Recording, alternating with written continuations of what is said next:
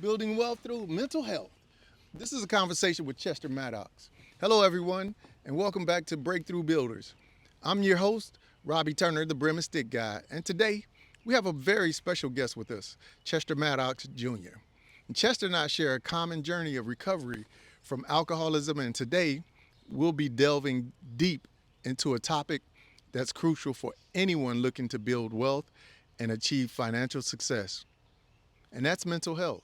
I came to Chester, who was my neighbor, and he he had been through similar struggles with alcoholism and mental health, and he gave me such great advice that I held on to his advice, and he kind of mentored me into my well-being. So now I need to introduce Chester Maddox Jr. So Chester, tell me a little bit about yourself, about your past struggles. Good morning. Good morning. I mean, that's a lot. That's a lot to unpack. How far you want me to go back? I could talk about when I was a kid. Um, my mother, we lived in an efficiency. Myself and my two brothers, Melvin and Anthony, was a baby at the time, and my mother would leave us in the house, and I was honestly, I was like four, five. Advanced for a child at that age. Right. So my mother would drink and stuff, and like my brother Anthony, he had asthma. My grandmother, who's my father's mother, taught me how to use the telephone, and I would call her and whatever. I said, Grandma, this happening, that happening. And my father's street dude, so he would find out and find her, and they'd get into it. And when my mother would come home, she would hit me to the body. A Mm, little kid. You right. want to call, boom, boom, boom, boom. So, I can go back of years of trauma. I can go back to years of instabilities with mental health. I can go back from childhood. I have been dealing with adversity since I've been on this earth. My grandmother always said it throughout my life. She said she's never seen the devil try to get a person's soul that bad from a child into adulthood. Story of my life. Don't know why, but I'm still here. Um, as I got older, my grandmother home was definitely a loving home, but it was dysfunction there. Addiction, other things. We were exposed to different things. Like my kid's 15, and my 15 is totally different. Right. Um, move a little longer. Got into the military. Well, actually, my dad, before I get into that, you know, I told this to my dad before. I don't know whether he realized that, but he used to tell me and my brothers, y'all don't drink, you're predisposed to alcohol, and, your mom, your mom, your mom. But my father gave me my first drink when I was 13, Wow. you know. Mm, So, moving along. And as I went older, got older, I got in the military, and hey, by then, couldn't nobody tell me nothing. I was grown, but at that time, I didn't realize that with that new freedom that I found, I was still like a big kid because my whole life I had to be responsible. right. I wasn't allowed to make age appropriate mistakes. My grandmother, after seventh grade, I had to pay for all my clothes. I had a job since I was seven. I mean, where my first job was sweeping up here in the barber shop. Yeah. So, in the long run, it ended up making me the man I am today. But again, there's a lot of part of life that I missed because I wasn't able just to be A a child. child. So as I got in my 20s and stuff, I had good, bad, and ugly with alcohol. Everything wasn't just always bad, but I never understood how much inner pain that I was carrying around. Mm-hmm. And there's many types of alcoholism. Mine was binge drinking. Right. I sometimes I didn't have to have a drink. Sometimes I did, but there was those times that I could sit there and have a half a gallon of Hennessy, and I would just drink it straight through like it's nothing. Me like, oh, I'm a drinker. No, that's a problem. Yeah. It even got to the point I was hiding alcohol in the house. Anytime you got to have alcohol in your house, Yeah, you that's a know it. I've problem. been there too. You know what I'm saying? You know, you suffer from excessive. You suffer from excessive uh, compulsion disorder, Okay. and I do too. I can't go at a minimum. I have to be all in or all out. And it sounds like that was your path Definitely, too. they're definitely me, man. As they say, one is too many and 1,000 is not enough. Right. You know, I would drink alcohol. Alcohol to me tastes and smelled as if a woman walked past with lovely perfume on, Mm. or your lady just finished washing with some nice Bath and Body Works, and she just get out there, she just smell edible, Oof. you know, things like that. So that's how alcohol I'm attracted to. That it attracts me that way. Um, you know, being a father at 23 years old with a son that has disabilities, Mm. turn around have a daughter disability, preeclampsia. Naya was born 26 weeks. She was 1 pound 4 or 5 ounces. Now I don't consider myself having big hands for a man, but my daughter came from here to here. Mm. So that That's shows, small. yeah, how Right. small she was. She can literally fit inside a shoebox. Wow. Yes, with room. Um, growing up with my grandmother and my father in and out of prison. My mother nowhere to be found. My mother would call 2, 3 in the morning. It got so bad. My grandmother would just give me the phone because my mother wouldn't stop calling, because I was their first child. You know, so yearning for your parents and you can't have them the way that you want. Right. Growing up hearing that you ain't gonna be this, you ain't gonna be that. I'm trying to refrain from using profane language, but those are the words. You ain't gonna be shit. Your mother and your father, this, that, and the third, gonna be just like them. My father's a very intelligent guy, but he was a street dude. He allowed the streets to consume him. So as I grew up, it's like sometimes he'd be home. He was my coach when I was little league. He, sports. It wasn't always bad, but I had to learn to be a man on my own. I didn't have nobody there for real to be like, yeah, this, yeah, that. But the Lord has blessed me with people throughout my short-lived 43 years on this earth that may not been my dad, but there's definitely been a lot of people that's come through my life that was positive, that seen things in myself that I didn't even see in me. Mm. Um, but this thing of alcoholism, man, it's a sickness. Yeah. And society, it's crazy how society tries to compartmentalize what is better than the other. I wouldn't care if you're a crackhead or a weed head versus an alcoholic. Addiction is addiction. It is. I remember It that is. year. Amen. It's been years ago. Winona Ryder, she's a rich actress, and she got caught stealing out of, what was that, Bloomingdale's or something. Right. So whether you could be a sex addict, you could be a thief, addiction, it can be a substance abuse thing. Addiction is addiction. Yeah. You know, my first encounter of, if you want to say, a program, because I say this with no arrogance, I didn't have to go through a program. I didn't have to go through rehab. I went cold turkey. Mm-hmm. I'll get into that shortly. However, my first real encounter with any type of program was I caught a DUI in 2011, Okay. and they made me go to the little class out Virginia, the Nova campus. Right. That class there, I went to it because I had to, Mm-hmm. but I didn't understand the science behind it. Behind you alcohol know, you or know, like addiction. I can't remember all the verbiage, but they say you ever understand why you got dizzy, because alcohol impairs whatever part of this brain right here. That's how your eyes get blurry Right. and stuff like that. So at that point, I learned the science behind it. Did that. 2013, I turned around driving down state of Virginia, and I got a reckless driving.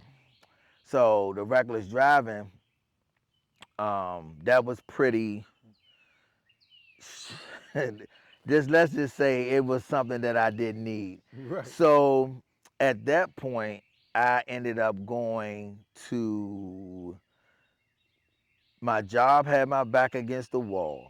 So I went to them and said I had a drinking problem. So through the EAP program, I went down K Street. And what's EAP mean? EAP stands for Employee Assistance Program. There you go. Now, they can't solve your problems. Basically, they serve as a liaison and to Mm-hmm. help you find resources. Uh-huh. Um, and then I went to this program down K Street. The name In escapes me DC? in DC. Yes, it escapes me. But I went to this program right there, it's right around there where what's that soul food place down there? Horse and Dickey? Not Horse and Dickies. It's Browns. What is that? Oh, yeah. Down in Yeah, yeah, Union yeah. Station? Not Union States. It's right there, like 17th and K.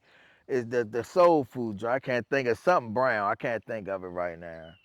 Georgia Browns. That's Georgia the Brown. name of it. Mama Brown, Georgia So, Brown. so Yeah. Yeah. I went there. I'm trying to think of the name of the place. But anyway, when I went there, and I immediately told the people like, look, I'm not here to get sober. I'm here because yada yada yada. Only for the blessing in disguise. That was an education that I never thought that I'd receive. It was an outpatient program. They gave us little pills. If you touch alcohol, like if you had It'll alcohol make in you your sick. in your toothpaste, like I remember one time when I was still married, my ex-wife, she came home at the time, and she kissed me, and my whole lip turned like purple because she had came from hanging out with the girlfriends. Mm-hmm. But anyway, Okay. so when I'm down here at this program, it's not that it felt good that other people had problems. It felt good because I was like, wow, I'm not alone. Right. Right. And I was sitting amongst people who would be considered to have prestigious roles. I mean, district attorneys, judges, CEOs of businesses. But for that 1 hour, it didn't matter how much money you had, Right. what your title was. You have an issue or addiction just like me. And the beauty of it was so many different people of color. Uh-huh. It wasn't just as we grow up as always seeing, oh, black people and the crackhead. No, it was white, Palestinian, Russian. It was just so many different people there, and it was amazing to see, like, oh wow, like we aren't the only ones Right. that have this issue, Right. and it opened my eyes to so many different possibilities and stuff, But still, once I completed the program, Would you, excuse me, to hmm jump in real quick? Would you say that and and I know I feel this way, and that's why I'm asking you, that the bad things that happen to us seems like the end of the world or whatever at the time, but when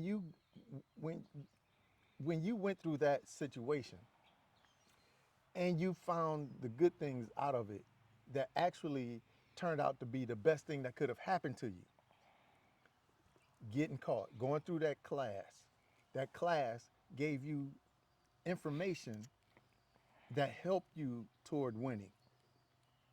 Would you say that?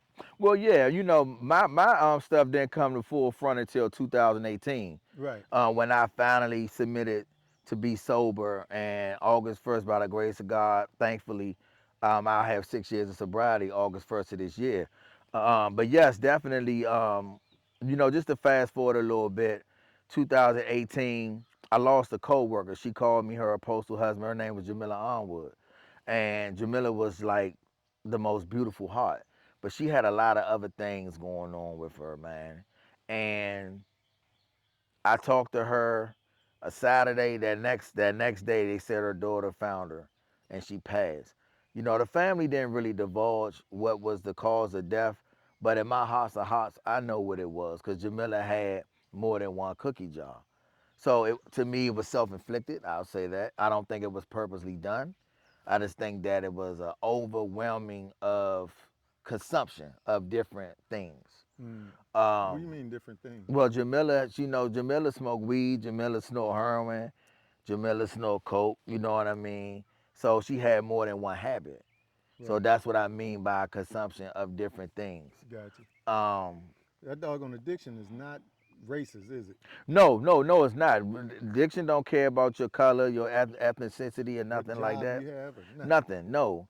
And just to back up a little bit, best bud of mine, brother of mine, Ray Serrano. Serrano, I met that man in like what 99, 2000. He from Southeast DC. I was from Uptown. I met him uptown. We down there cutting the fool on Fifth Street. And Ray, he actually got shot in the head and lived. Ray was like 6'2" and a half, I think, and he can dance like a mug. And Squirrels. The did they squirrels. go in the house? No, they went through there. Um, so so I'm like, what is going on here? So I got ambitious squirrels back yeah, there. I see. They was chasing the nut for real. It was three of them, right? Three or Yeah. four of them. So Ray had got shot in his legs. He couldn't dance. Ray had driven up on the highway, flipped his car a bunch of times. He had to get his operation and all this stuff, right? And then one year, 2015, I got the call he passed. From my understanding, he went in a liquor store, came out, and from my understanding, he had basically a self-induced heart attack. I Mm. remember years ago, Granny. That's who I was talking about when Granny texted me earlier, and I never forget. I mean, I miss him. The stories, it wasn't funny then, but Ray was so known by the police, they didn't even lock him up no more because his choice of drug was PCP, Mm. Mm. and popping the mollies and stuff like that. Man. So one year, Granny told me, said the doctor said that if he keep doing this, either he gonna be a vegetable or he gonna die. Only years later for this to happen, Mm. and I thought about that. Like out of all the death that he escaped, he went out by his own hand, as hence the expression, "You live by the sword, you die by the sword." Mm. So when he passed, and then a couple of years later, Jamila passed. Jamila was it for me. Mm. I lost a lot of people. My little brother murdered in '08, which my business is named after of. However, collectively, Jamila was the straw that broke the camel back because when she passed, and for my own belief of how self-inflicted as well, I looked at it like I didn't want to wake up one day and I go to the bathroom and I'm pissing and shitting out my organs, and then I'm like, oh nah, I need to stop drinking. Right. So I never forget. I told everybody at my job, everybody knew Chester or Maddox, whatever party we gonna do, whatever. I said, y'all got 1 month. They thought I was lying because I wasn't gonna lie to myself because July was my birthday. I wasn't gonna stop drinking. Right. I said, y'all got until August 1st. I don't know why God made me do it that way or allowed me to do it that way. That's just what it was. I don't know if I needed to get whatever out my system. Mm-hmm. And as I was going through that transition, I looked in the mirror and I said, Lord, please help me with this. I said, I don't like the guy I see. I said, but what is it that I need to do? And this is another story, but from 34 until 40, it was said to me that I needed whatever man I wanted to be. You talking I about needed to age be, yeah. from age Right, my 34? boy Kevin Lee told me that, may his soul rest in peace, which hurts me because he's not even here to see the type of man that I've become. Mm. And he played a vital role in that. I Mm. don't know if you remember when I had them BMWs, that's who I got them BMWs from. Mm-hmm. So anyway, Kevin told me, then this was right after Monisha had left. Oh, okay. So Kevin basically told me that, so from 34 until 18 when I was 38, I changed one big thing. And then a lot of little things came with that. Okay. So around with the alcohol, I'm like, well, what is it that I say? Okay, I got better with my leave at work. I'm trying to save, or I'm trying to bank my leave, whatever I'm doing. I said, man, you know what? I was sober for a year one time, and I that was remember. and that was only to give my ass to kiss to Monisha and my father, because they gonna tell me what I can't do. Right. Don't tell me what I can't do. I prove you wrong just to spite you. Right. You know what I mean? So this time I said I ain't stopped drinking. So I said, you know what? If I decide to drink again, I just want to see how far I can go without it. Uh-huh. So I gave myself a chance how I had to get out my way. That was me getting out my own way. And what and you're saying that Jamila Jamila's death was kind of the pivot point That for is you. correct. Yep. That was the pivot point for you to Yes. start like looking inward. Yep. I can honestly, I'm not saying Yeah. that I wasn't already on a journey of transition. Hmm. I definitely will say that if I was moving slow, that right there catapulted me. Do you think that oh, did you uh pursue any mental health doctors to help you Um, through this journey no, at the no, time, no. or you just kind of No. I did what I did. self-medicate? Yeah, yeah. I did. I mean, I will give you the. I give you the straight up. So if anybody ever seen the movie Ray when Jamie Foxx played Ray, Hmm. and if you remember the scene how he was in the hospital and he was sweating from the withdrawals and stuff, Yeah, even yeah, though it was Herman, I yeah, went through that. yeah. Me Right in too. right in my house. You would wake Yeah, up in cold sweats. You'd have thought man, that you damn near pissed the bed. throwing up, Yeah, yeah, because throwing up nothing when you yeah, got nothing it's in your just gut. clear fluids, because Yeah, your body is so used to that substance. I yeah, went yeah, through all of that. yeah, Um, yeah, so as time progressed, the Lord threw me some blessings. I can't remember everything. It was something dealing with the house and stuff like that, and I had an epiphany. And the Lord say, "Oh, you like those blessings, huh?" I'm like, "Hell yeah! Like, what's yeah. up?" Right, So the Lord said, "Well, okay, son. You have the choice of free will. right, These was my options. right, You can still drink, or you can have this life, right. but you can't have both." Both. Right, right, right. How about So that? my ultimate sacrifice, and I know it may sound weird to some people that don't grasp the concept. I love alcohol more than my kids, at the time my wife, my job, and everything. I love it because my father said it, even though he said it from I feel as though degrading standpoint because he was taking shots. But he said, when you like a light switch, when you on, when you off, you off. He Hmm. said, if it was for your kids, you'd have been done it. At the time, if it was for your wife, you'd have been done it. You are the perfect example of you gonna have to be sick and tired of being sick and tired, and you gonna have to do it for yourself. Amen. So at There's a that lot of point, truth in that. yeah, Yeah. at that point, I think that was around September-ish when I had this epiphany. And I looked up, I said, Lord, I'm a leaf in the wind. I won't fight the current. Wherever you take me, I'm just gonna go with the flow.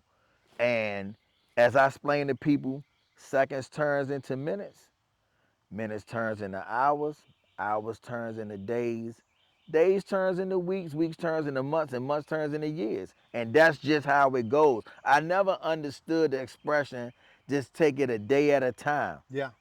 Because a lot of people put too much stress on down the line. Right. You can't worry about the future because you can prepare for it, but Right. But you you can't. here right Right. Right. now. You got to. Yep. I apply that thought process to my even with my weight loss and with the business, and I'm taking people on my weight loss journey, There and you I'm go. letting people know because I used to put so much pressure on myself. Hmm. I can't change the past, No. but see, I hold on to it just a little bit because no matter what successes God bring my way, I would never get to the point that I'm above. Because Right. us men, we're more famous for that than women. We'll be down, then we'll bounce back, and next thing you know, oh, I'm this and I'm that. Right. No, I hold on to my past this much, not because I'm not that type of person anyway, but it keeps me grounded. Yeah. Because I will never forget what the Lord has delivered me from. Right. I didn't get here by myself. Right.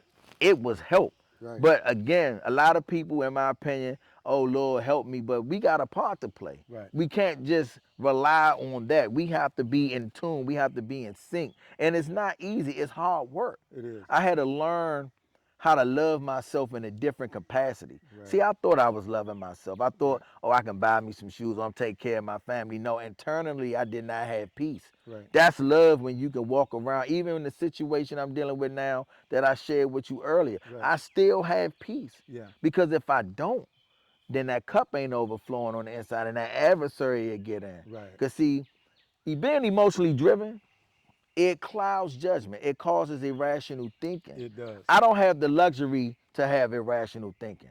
Right. Men, there's a difference between a male and a man. Men, when we see problems, we already dealing with the solution. We not dwelling on it. Right. Right. So again, step by step, Right. day by day. Right. And then I found myself surrounded by other people. My lady, Nikki stopped drinking right then and there. And well, Mm-hmm. let me take that back. She didn't bring no alcohol in the house at the time. Mm-hmm. She wouldn't go out drinking with her because she wanted to support Right. what I was doing. I had friends that was coming around back then that I ain't seen. They may check on me not because that they ain't want to see me. They just respected the fact of what I was doing. Yeah. You know, Right. so I had a small community of support. But Right. the two that hurt me was, and I'm gonna tell y'all, it ain't the people outside, it's your family. Right. And I love them to death. My mother called me. Tell them again. It's not the people on the outside, it's your family. Your family the one that can cause you more detriment than a person outside your home. I'm Mm-hmm. gonna give you two examples whom I love dearly. My mother. My mother called me at the time. This mind you still 2018. And hey son, how you doing, mama? Yeah, what's up? When you come see mom, you gonna get us some drinks, blah, blah, blah. I said, no, mom. I said, man, I ain't drinking no more. She said, Mm-hmm. huh? What?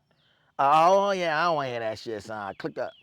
True story. 2 weeks later, my brother called me. What's up, bro? How you doing? I ain't not, man. Come on, we gonna turn up. Woo, woo, woo. I said, nah, bro. I ain't drinking, man. I'm just oh man, I don't want to hear that shit. Hung up the fucking phone. Mm-hmm. The exact same thing. That burnt my soul because and hurt me because all the interactions we had or have. You mean to tell me outside the bloodline, that's the only motherfucking thing we got in common is drinking? Mm-hmm. That perpetuated my way of thinking.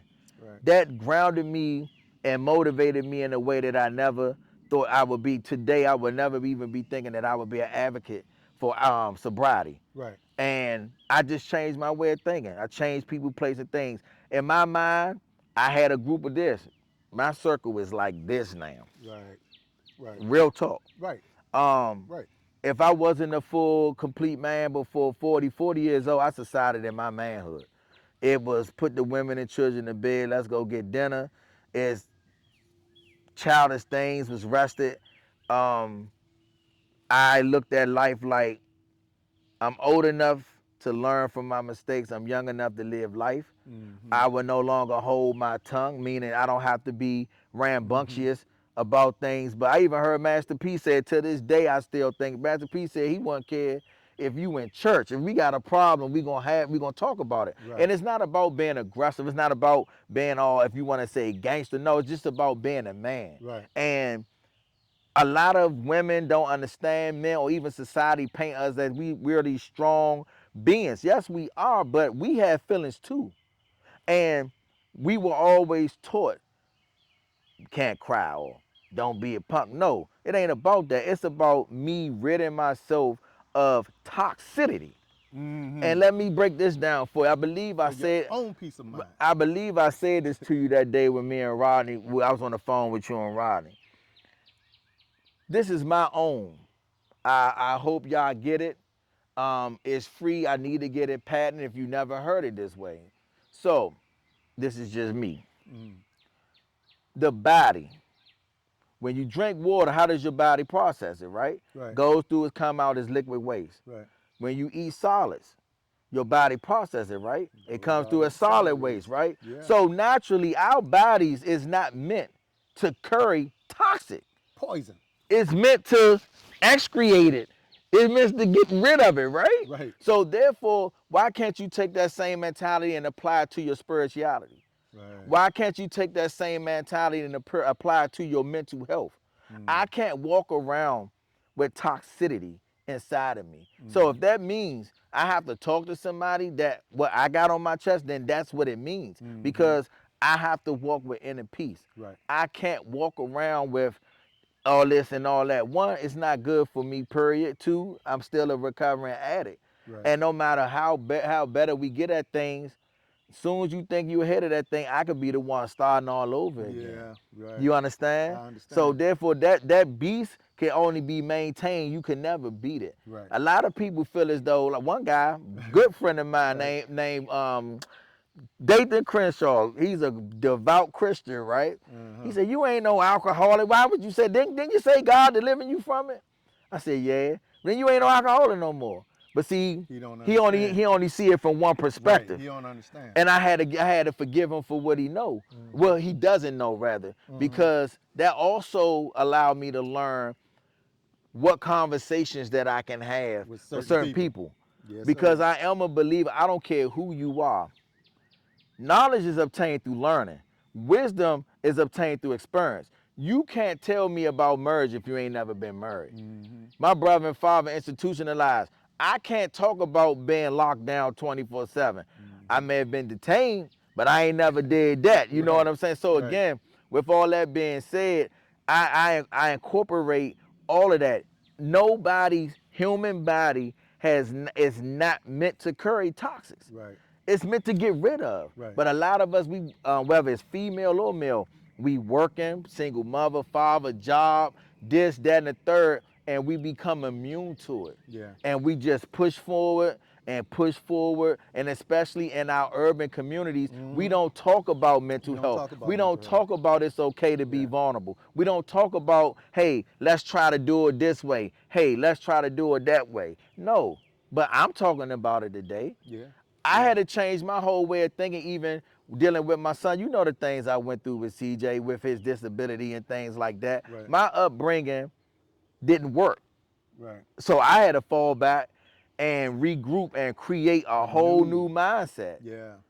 I was stressed. But me being stressed, Chester wasn't going to change because that's the way he was born. Mm-hmm. So I had to do redirection. Right. So when we dealing with substance abuse, when we dealing with mental health, you gotta redirect.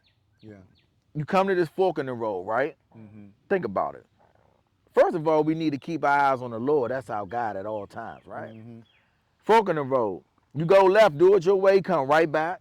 You go right, do it your way, you come right back. Right. Why not just walk straight this time? Mm-hmm. Why keep making the same mistakes that's keeping you stagnant? Right. So I tell my kids, it's not wrong with making a mistake. See, I'm gonna make a new mistake. Right. I'm not gonna make the same mistake that kept me stagnant. Right. No, I don't want to be in that bubble. I don't want to be in that box. I want to blossom, like just like a flower. I want to people pouring. You doing this video with me? You talking to me about things? You said I inspired you. You inspired me. You and Mr. Randy.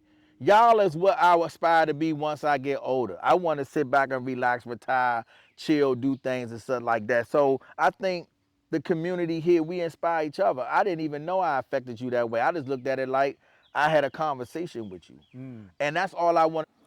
So as I was saying,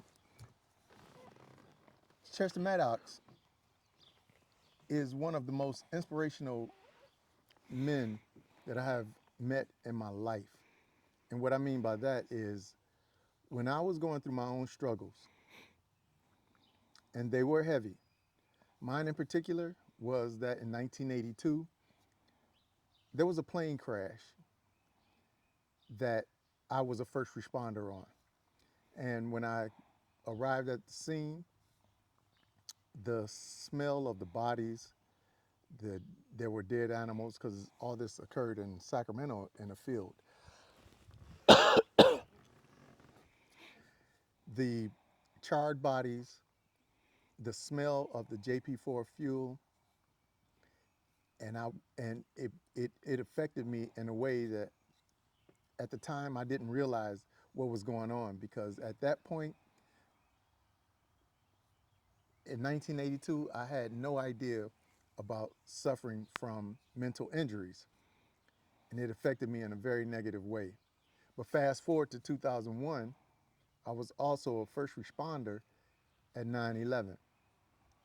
The charred bodies, the smell of the JP4s, fuel, the smell of the JP4 fuel, it all affected me very, it, it, it, it furthered my injury is what I'm trying to get at. And I really suffered. And at that point, I really began to drink off the rails. And I suffered because I didn't, because I felt that pe- people needed help from me right then and there more than I needed help. I knew that I was affected differently after 9/11 for sure. And once I went to the doctor and discovered what was going on with me, it helped me on my journey. But during that time when I was hurting the most, thank you for staying with us through this important journey. Remember, building wealth and achieving financial success is deeply intertwined with our mental health and well-being. If you found this video helpful, please like, share, and subscribe to our channel for more content. And don't forget to hit the bell icon to stay updated with our latest videos. Your support means the world to us, so take care, stay strong, and keep building your breakthrough.